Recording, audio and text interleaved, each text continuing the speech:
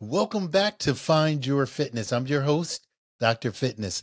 And most of you that are regular listeners, you know my mission is to be your trusted wellness advisor. And so in doing that, I want to be able to introduce to you some of the best fitness, health, nutrition professionals and programs that are out there and available. And today I have someone who's going to be a real treat for you to listen to, Miss Lynne Bowman. Welcome, Lynne. Thank Oh, you let me so get a little much. chair here. A little I am sound behind delighted you. to be with you Awesome. Well, we're from the really other super happy to have coast. you.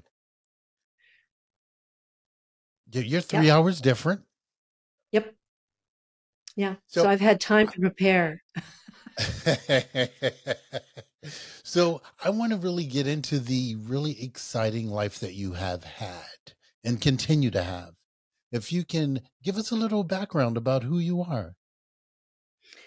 Well, it's so interesting to be this age and to look back on your life and think, am I the same person that I was when I was doing that and when I was in those places? I'm not sure we are. Uh, in a way, you want to wake up every morning and be whoever you are today, right? Mm-hmm. Because after a while it starts piling up and our memories are faulty, don't you think? I really do. Um, we remember things the way we want to remember them, or sometimes the way we can't help but remember them. But yeah, it's been a long, interesting ride. And I started out in LA, kind of going the opposite route of the busloads of starlets who were coming in. I couldn't wait to get out. And Interesting. I worked in the movie industry a bit. I did a little modeling and acting and did makeup because it's a company town. And Mm-hmm. when your friend says, "Could you come and do the, and with, sure. Do you know how to do that? Yeah, I can do that." And so you can't help but get some exposure to the stuff. But I was too brunette and too short and too, I think, um, what's the word, cheeky to be an actress. I just What, I couldn't do it. what's Hmm? Well, what's really interesting is the time that you spend in LA. Like, I know LA to be all about health and wellness when I'm there. The people I talk to, they really tend to eat well. They pay attention to their health. And I see people that are in the industry of beauty tend to be more engaged in that way. Is that one of the Oh, takeaways that you of course. And I go down there frequently now, sort of post, it's not really post COVID, but we are traveling more. In fact, I'll be there in a couple days, and I was there a week or so ago, and it's astonishing that all of the women on the street are not only slender but skinny, and they're all in stretchy pants, and they've all just been to Pilates or they've just been to yoga, and they've all got their hair pulled back in that way that you only see in LA. And people don't look like that in other places, Max. it They don't. is It's really kind of the planet of what? The planet of the blondes or something. a Um, real healthy like attitude in life. Is that something that inspired you to do what you do now? Because you're really no, committed to health and you're really committed to wellness. But no, that didn't. that wasn't it. It didn't happen. I left LA in 1971 and Mm-hmm. went to the other coast to work. I got an on the air job as a weather person, and I'm happy to say I was the worst weather person ever in the history of broadcasting, so far as I know. I was really awful. What's it But like so being a that weather person? What makes a it, good weather person versus a not so good weather person? Except the obvious, I would think if you get the weather wrong, that might. yes, because in those days, all they wanted was a weather girl, right? They didn't want a meteorologist. This was the NBC affiliate. And I'd been told I would do news, but before I was going to do news, they wanted me to do weather. And I didn't know dip about weather. I had no clue. So I'll spare you details, but it didn't last long. And I went back to writing advertising copy and got jobs with freelance jobs with agencies after that on that coast. But I didn't want to be in LA. I grew up looking around going, this place is awful. They build these funny looking houses and they're buildings that look like hot dogs and donuts and things. And it's almost enough to make you think about having lived other lives in other places, because it just always looked bad to me. And Hmm. so I couldn't wait to get out. And I first actually went to Europe and loved that over there, France. But then I wound up in Silicon Valley. And so my career took this interesting turn where in 1980, I found myself in the middle of this digital revolution. And most people didn't even know it was happening yet. But in San Jose and Palo Alto, these new machines were being built that were going to revolutionize the way we did business. And yes, they did. And so my job was to translate that technology to consumers so that they would understand what the heck they were being sold. And Interesting. yeah, we had to, for example, explain to men that they needed to put their fingers on those keyboards, because back in the day, men never put their fingers on keyboards. Women did that, not men. Oh, I didn't So, even realize that. Wow. yeah. That kind So of we makes had to sense. explain.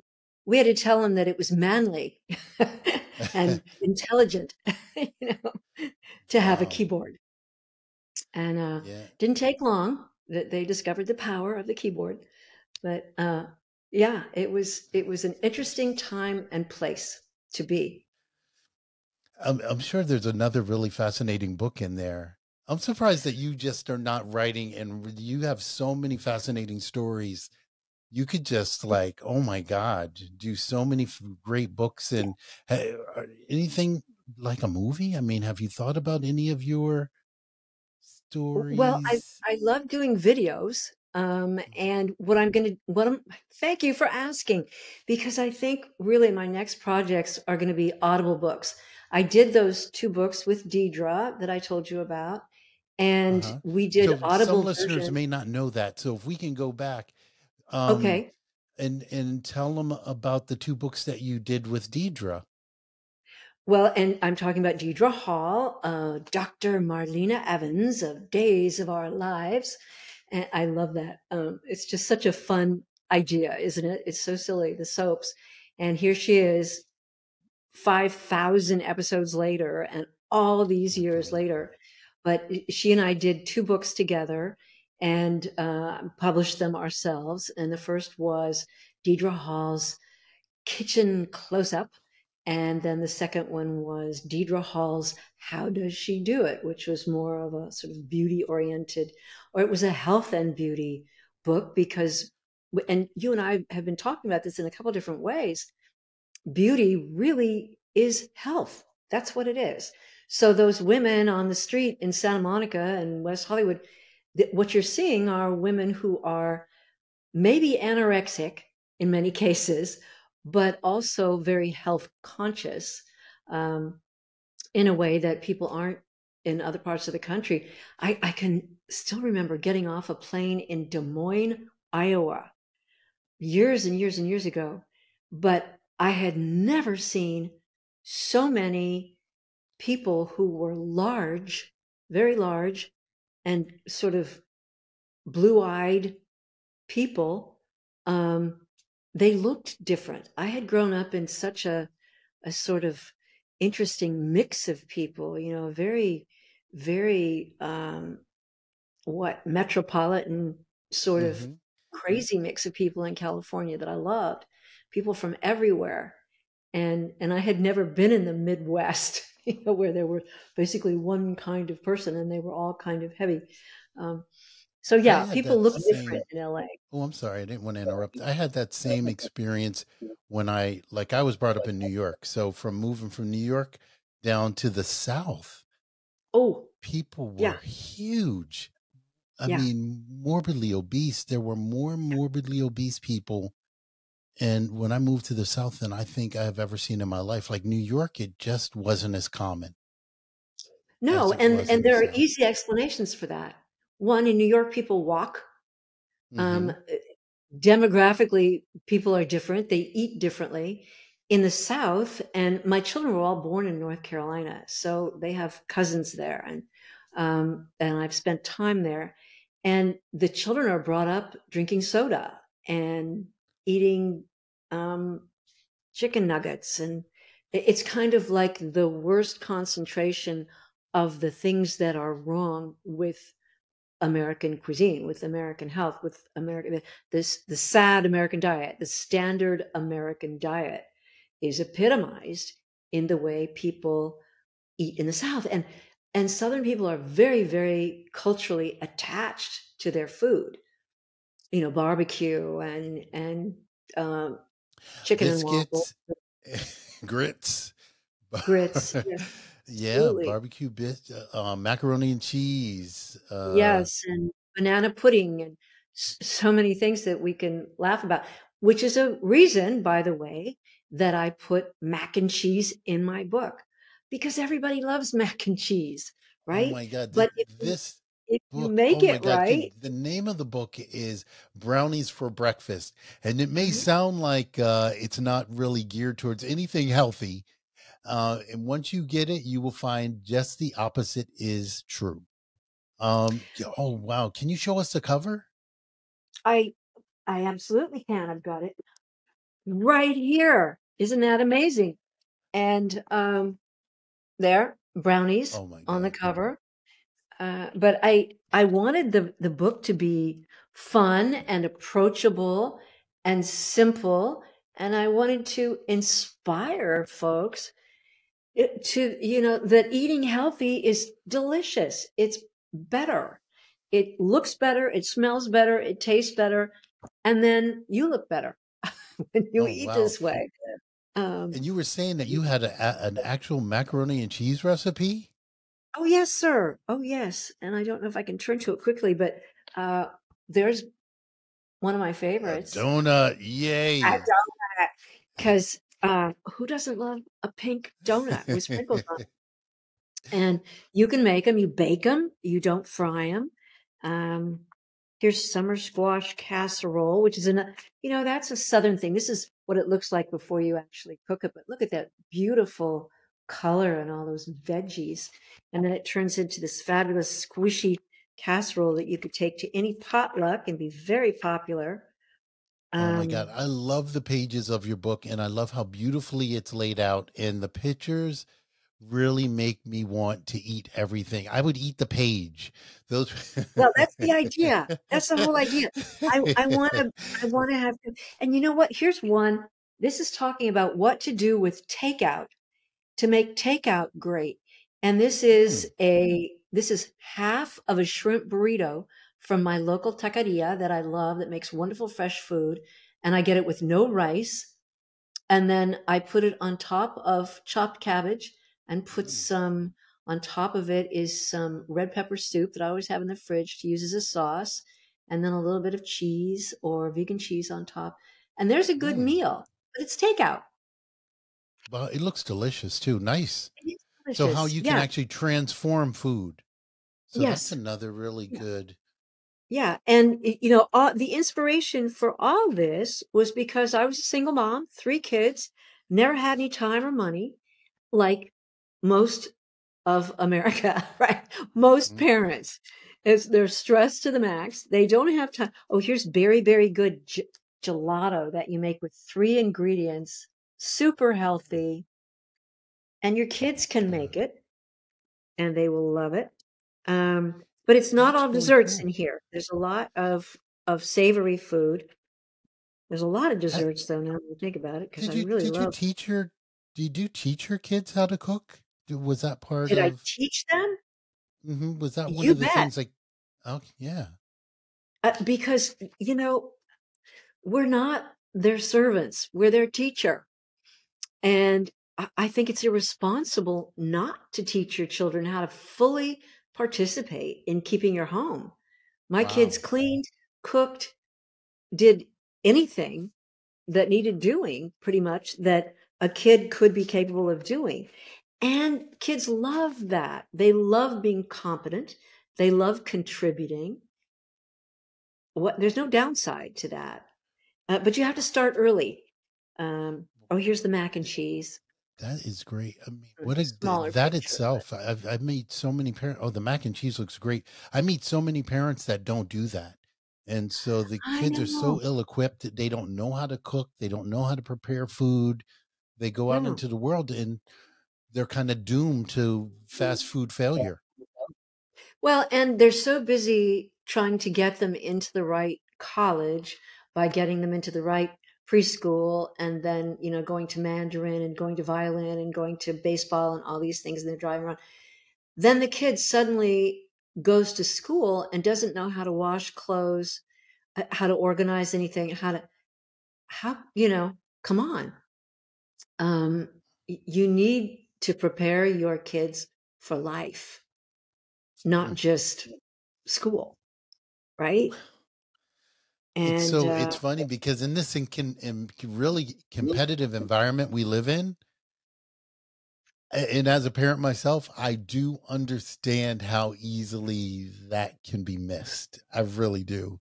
But it's really great to have someone with your insight providing this kind of information, because I know a lot of listeners out there. If you're a parent, it's easy for you to think, I want them studying and not learning how to prepare this food, or I want them studying and not learning how to eat healthy and exercise. So, but another aspect of it is learning how to have culture at a table. Your children learn so much at the table with you. They learn how to argue their point of view. They learn how to listen. They learn how to look and pay attention. They learn how to pass the salt. They learn how to use utensils. They learn about food. I mean, I could go on. There's a whole long list of things that you mhm. only learn being at a table with people who you respect. And if you go off to the world, to college, let's say, and have never learned those skills, what happens then? That's a good point. And who cares if your piano is pretty good if you don't know how to eat with a knife and fork? And I've spoken to a surprising number of parents who will confess to me that their children don't eat with utensils. They eat with their hands Wow. because they're eating out of a bag. Wow. I No, know. seriously, I can't wait to have you back, because I could sit and speak with you on just this topic alone. You know that. I Just think it's preparing your kids yeah, for it's so entering important. life in a healthy way and Yes. managing their world where it comes to those things. Knowing what food is, where it comes from, how to manage it, how not to manage it. I mean, what is more important than that? There isn't much that I can think of that's as important or more important than that. Lynn, you are a wealth of really great information, and Thank you. with your vast experience, I mean, you bring a lot to the table, and thank you for sharing all of this information and your gifts with us. And I just want to remind people that if you have not checked out Brownies for Breakfast, you are missing out. So definitely pick up Lynn's book. And Lynn, can you give them your email address I'd be happy to. or The your website website? I'm is sorry. an Yes. easy way to get in touch with me. The website is lynnebowman.com. So it's LYNNEBOWMAN.com. And there's a contact form there that comes right to me. I will answer you questions, inquiries, anything like that. And I would encourage you to sign up. There's a mailer list that you can sign up. I don't send much out, but what I send out is good. I promise. It's good recipes and interesting stories and ideas when I have them for you. And it's not a big list, but it's a community of people that I'm very happy to share information with. So lynnebowman.com, and the books are there. I think all of the links to my other social media is there. That's Is the there? easy way to find me. Okay, great. Well, I'm going to be added to that email list. I will be doing that myself today. Good. And don't worry if you missed any of the information that Lynn gave, it's on the show notes for the show. So you just go to the show notes. All of Lynn's contact information will be there. I really think you should quickly order the book because Lynn said the publisher will be going up on the price. So now is the time to order Lynn's book, Brownies for Breakfast. It is, the pictures are so beautiful that the publisher said they used a lot of ink. And because of that, Lynn, what they said, they're going to have to, they're doubling the price. Yeah. So Yes. this is your time to get it before that price goes up. Be sure go to the show notes or go to Lynn's website and you will be able to order the book. So order now. Any And last barring words, that, Lynn? I'm stocking up. So worst case, you might have to buy it directly from me. I'm trying to work that out, but Oh, that's a good I'll idea. have a limited supply. So sooner is better. You know, sometimes though, Lynn, I think when something has a real value, it's important. I mean, that people pay because I think the people sometimes that I've known in my career, the people that I give stuff to don't get as much out of it as the people that purchase it. I guess, and I always think too, the price that you pay for this kind of information can save you so much in grief and money if you'll really pay attention to your own health. Nothing more important. Because the information you're providing really does have a value. So I do understand why they would go up on the price. And I tell you, the people now that will get it, they will see the value in it and they will see how it benefits them. So, Thank you. you know, it's worth the investment, you know. So if your health is important to you, it's important that you invest in your health. And um, this is a great book. And remember to do that. I think people are spending on video games and ice cream. So No, I know. spend on things that are going to enhance your health and not be detrimental to it, is my opinion. And it'll make your whole family's health better. That's huge to me. That's right. Because you initially wrote the book for, your target audience was everybody. Yeah, the subtitle is a cookbook for diabetics and the people who love them. So that's everybody. Wow. Thanks again. And thanks for Thank joining you. us. Big time. Have a fantastic day. And everyone listening, hey, thank you very much for joining us. We really are happy that you're here. God bless.